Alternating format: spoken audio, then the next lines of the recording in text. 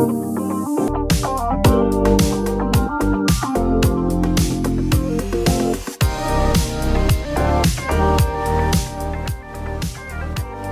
everyone, this is Youza and this is the female angle. Today with me I have a wildlife photographer, a landscape photographer, Miraal Habib everyone. Miraal. Yuza. How are you, Miraal? I'm good. How are you? Yeah, that was just Youza. A creepy Casper voice. I'm doing really well. I really wanted you to come, but I think we had our podcast scheduled for the previous week. But Right. I am so happy that we finally got to make it. Yeah, me How's too. your day been?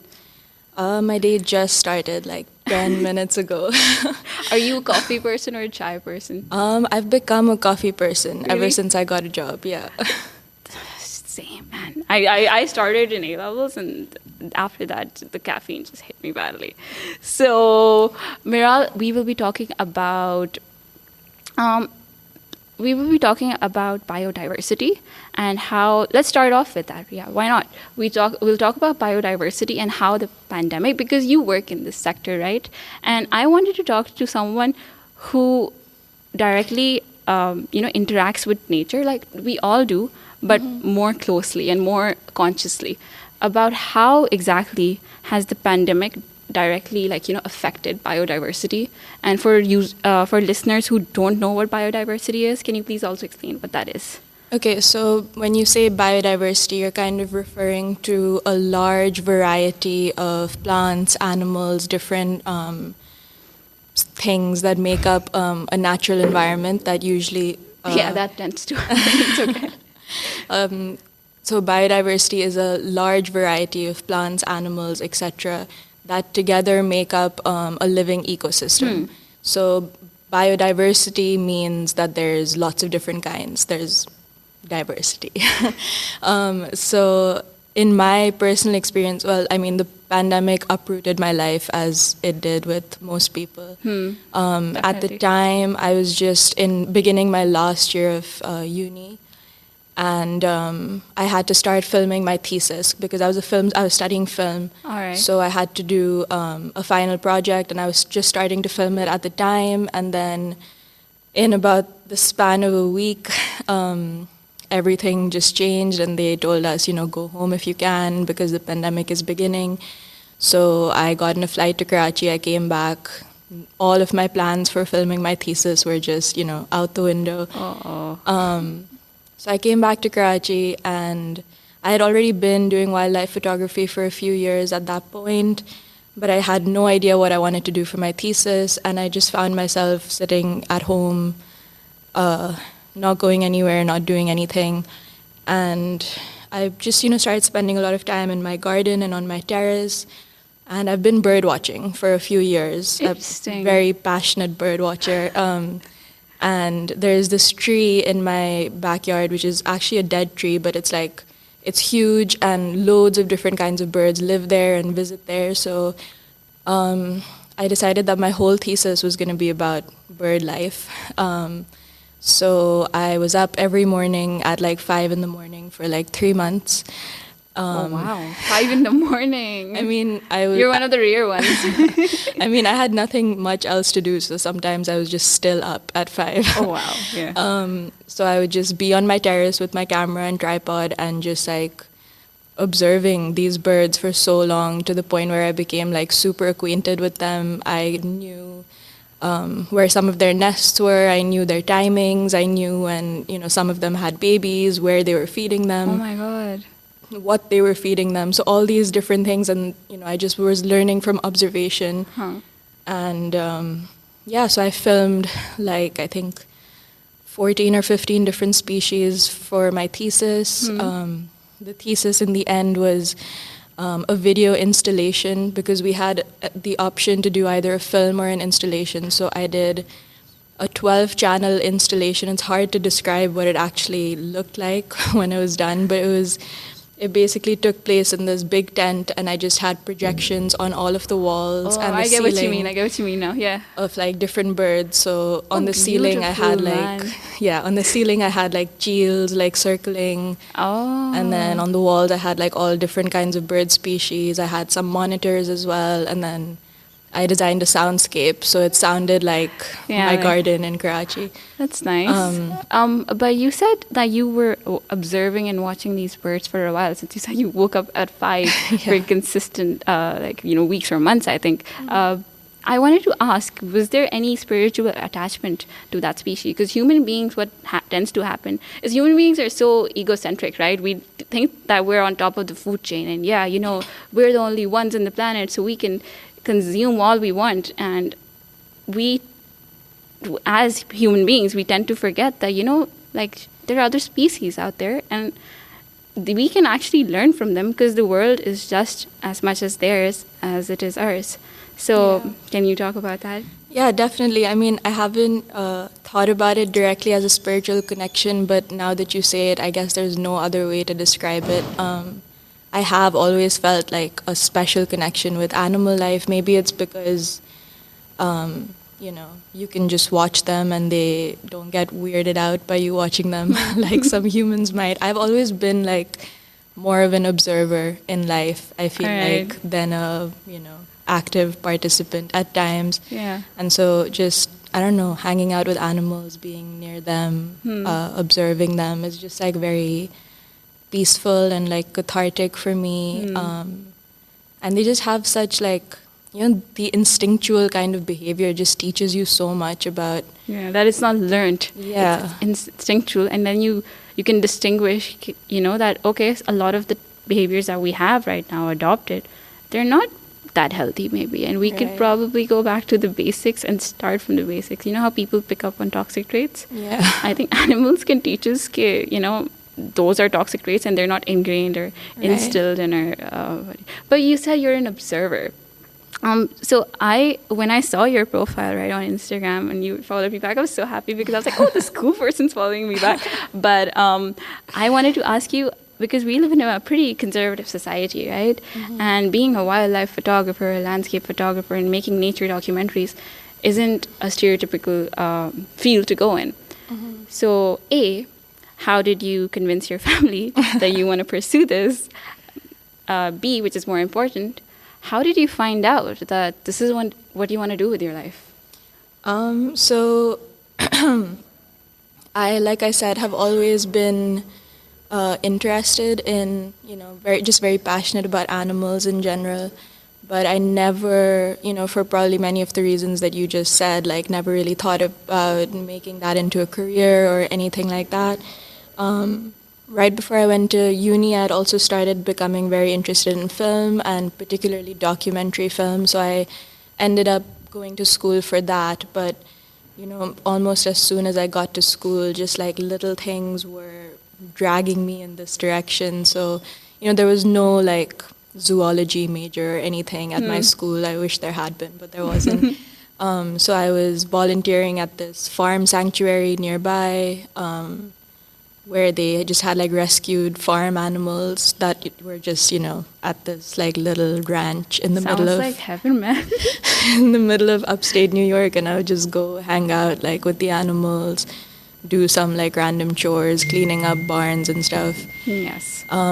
This is going on silent. Sorry. So that was one of the first times I started actually like photographing animals. It wasn't wildlife at the time. Then I, started watching all these animal-related documentaries. One of which is called Virunga. Virunga. It's Okay. the most beautiful documentary. I can't stress this enough. Really? I wrote like 3 entire essays about it. What does Virunga mean? So Virunga is the name of this national park in the Congo. Okay. And it is also home to some of the world's last mountain gorillas. Oh So my God. yeah, so this documentary is like beautifully shot. The cinematography is amazing. And it's just following. So you know that the Congo is a country that's been like struggling with a lot of civil war and a lot of other things for decades now. And so The film was kind of about the park rangers who are, fighting a war pretty much to protect these mountain gorillas. And it's just like a very interesting dynamic of, how it becomes necessary at some point for humans to put themselves in harm's way even to protect something as important as the mountain gorilla. Yeah. So it was just very beautiful. So when you said mountain gorillas and how they were becoming extinct or rare, Right. I wanted to talk to you about extinction in a more local context. So आप यहाँ पे भी photograph करती हैं आप I'm pretty sure you've been to rural areas and urban areas में इतना नहीं होता होगा but rural areas and upstate. So मुझे आपसे पूछना था कि has there been a particular instance where you saw, let's say, I think I heard the white tiger was getting more extinct, or was there some scene that you saw where you were like, okay, I came here 3 years ago and it was a different scene, and now that I came here, there's a different scene? Because there was a scuba diving instructor that I had, और वो जाते थे Charna Island scuba diving करने, and he used to be like, Youza, the seaweed and the fish there, they were beautiful. There's so many, and now that I go there, they're all gone. Yeah, so I only started exploring, adventuring locally in the past, 2-ish years because I've been in Karachi more. But even places I do go, there are like signs of life that used to exist there that doesn't anymore. So my friends and I also, in the winters like to go snorkeling around Charna and Bidkhori, vagera. So I remember the first time I went to Bidkhori, we were searching for, some kind of life, something pretty to look at, and what we found were a lot of dead corals. Like they had bleached completely, and it was just so sad because there was essentially no marine life to be seen. And it was just a bunch of bleached corals, and of course that I know that hasn't always been the case. I know as recently as 5 years ago, that was a flourishing, coral reef ecosystem. Yeah. And it's just not anymore. And I already can say that I never got to see that. You know how we talk about our kids won't get to see certain things. I already have not gotten to see that. Speaking about it, because I'm someone who gets climate anxiety, and I get it really bad to an extent where if my dad gets plastic bags, I start screaming at him because I'm like, I've told you a million times that I don't want, and he to his naivety, and he tries, but he's from a different generation, and they're used to the plastic bag consumption. I think this generation is too, to be honest, but I'm just like, can you stop, please? You don't know how bad it is for the planet. And I see Karachi, and you see Karachi, there's landfills all over, residential areas. And I get anxious, man. I get depressed. And it's sort of like a hopelessness sort of a situation, because it's not even like you can't avoid it. It's right in your face. And it's just, it makes you so, anxious all the time. Right. So do you experience something similar? Of course, I think everyone in our generation to some extent is very, very fearful about the future. But this is something I actually wanted to talk about in terms of the last, has it been 2 years, I guess, during the pandemic. It's almost been 2 years, wow. But so, for a lot of people, of course, the pandemic has been deeply traumatizing. People have gone through a lot of loss, a lot of anxiety. I was freaking out at the beginning of the pandemic. Yeah, because you were sent home. I felt bad for people abroad. They were sent home, pack your bags and go home. We are not. Yeah, I was on the phone with my brother a day before I had to fly back to Karachi, just weeping on the phone. Because, I just had no idea what was about to happen, and I feel like a lot of people went through that. But as time went on, I feel like I found a lot of hope in a lot of different things that were happening in the pandemic. So, we wanted to talk about how it influenced people's relationship with nature. Yeah. So I found that Generally for a lot of people, being stuck at home and a lot of like eating places and different, other activities being closed, people found themselves in parks more, even on the street. I remember like in my neighborhood, even for almost 6 months, every single evening at like 6 p.m., the entire neighborhood was on the street with their dogs or their grandparents or, whoever. That was me. That was me as well. And, they were just taking walks. And it's even something as simple as that, like just going outside, even just spending time with your own animals. Like, there's so many people there who I'm sure don't walk their dogs every single day. But, okay, so yeah, I was talking about how, during the pandemic, people started coming outside more, almost out of necessity.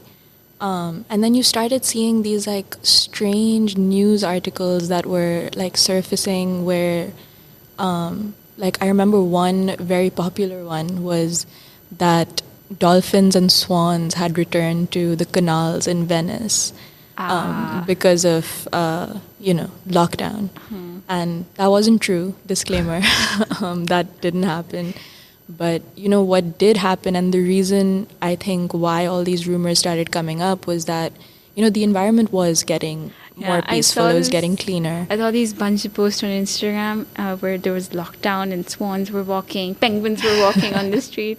So that was so fascinating. Yeah, so I mean, some of those were exaggerated and some of those were true. But what I can confirm actually did happen was, of course, you have less cars on the street, you have less planes in the sky. There was less air pollution, there was less noise pollution. There just weren't a lot of people around.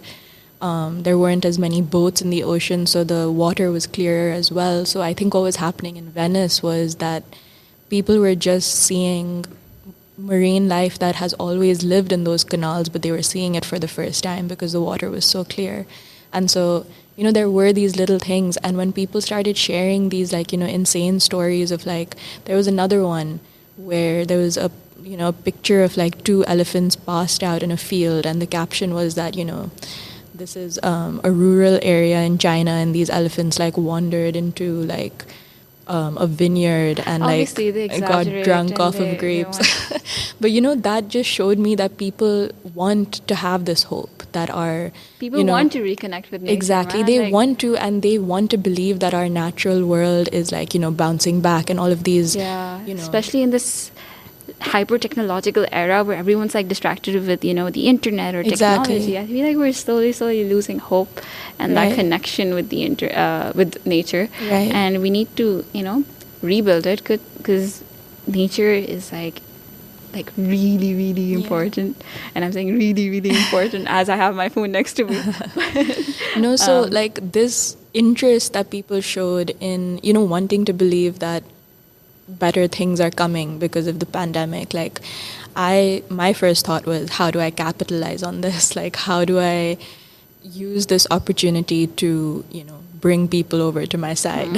And like one of the random ways I thought of doing this was, there were a lot of these like challenges happening on Instagram where it was like a push-up challenge or a this or that, And so I decided to do a birding challenge because I feel like when people hear the word bird watching or birding, they tend to be like very put off by it because they're just like, I've even Nana ki activity. Like I've even had people say to me like, so you can't talk while you bird watching. Like you have to be anything beyond eating, they're like, हाँ तुम क्या मतलब आसमान को देखती हो क्या करती हो तुम मतलब well like yeah pretty much that is what I do, not so much the sky as like trees and bushes but like are so insane. You would probably go as far as to say, not all Pakistanis, I love Pakistanis, but like some of them would go as far as to say कि oh no वो जो कुकड़ू वाला बनता है ना वो आसमान को देखता है समझ नहीं आता हमें क्या कर रहा है. Yeah, I'm that guy. It's good to be a little crazy. We need crazies. But so I started this birding challenge where I just like posted this random bird I saw on my Instagram story, and I like tagged a bunch of my friends, and I was like, see a bird, like post a bird. So people actually started doing this, and I made a few like random friends as well through that, and it was just like very special because people were inadvertently almost bird watching. Beautiful. for an Instagram Created a challenge. mini bird community. Yeah. Virtual one. Go. And even if like those people will never like actively go out with the intention of bird watching, they will like pay attention when they see a cool new bird around them, or Yeah. like and I had like those same people like messaging me continuously, sending me pictures of like a bird they saw, being like, what is this bird, it's so cool.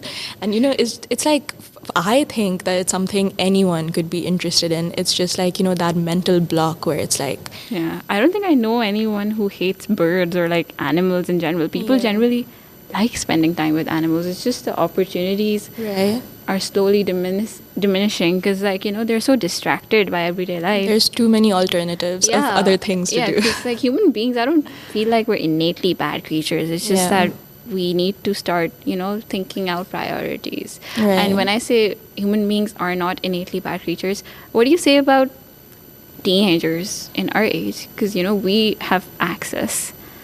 Who still continue to, how sometimes people say ignorance is a bliss, Yeah. who still continue to use like plastic bags and dispose them, because I know people here in my uni, not proud of it, not all of them, but they would eat, like they would drink from their water bottle every other day and dispose of that plasticky bottle, or like they would eat biryani and then dispose of it without really taking into account the environmental implications. Because भाई किसी और की generation effect नहीं हो रही, आपकी generation effect हो रही है, और अभी से इफेक्ट होना शुरू हो गई है. तो I think how do you how do you become active because that makes me feel hopeless, but also more empowered than ever Right. to fight back. But yeah, I mean, I think that the reason behind that attitude, and I've thought about this a lot, is just because it's easier to not have to carry a tote bag or carry a metal plastic. It's just easier to not have to change the lifestyle that you've been living your whole life. And I feel like that's why, people from older generations also sometimes find it hard to adapt to the new changes that we make in the world.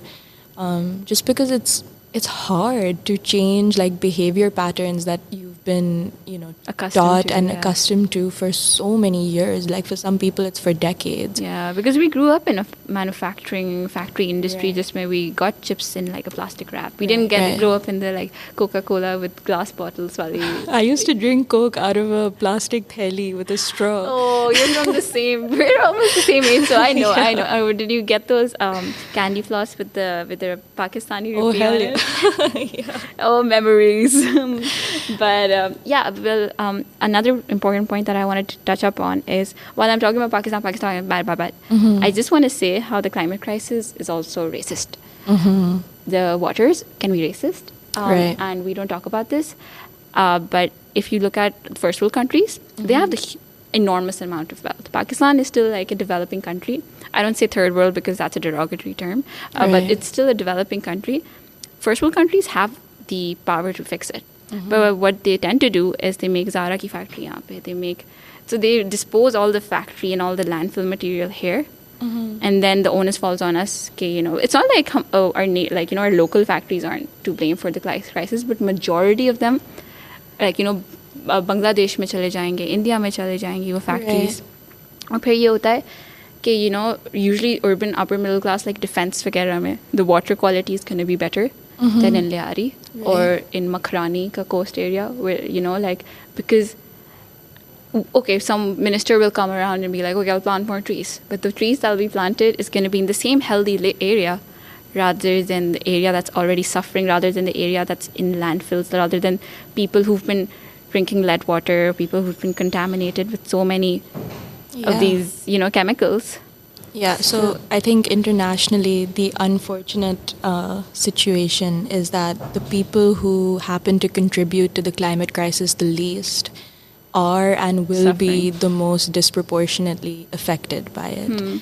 And, of course, that is something that needs to be fixed. And, I wish I had a solution to give you right here. Because I was asking you because you've lived in both countries, right? You lived in the West and then you've lived in Pakistan. Yeah. So that proportionality, and it's really unfair because the air quality there is better. And the air quality here sucks.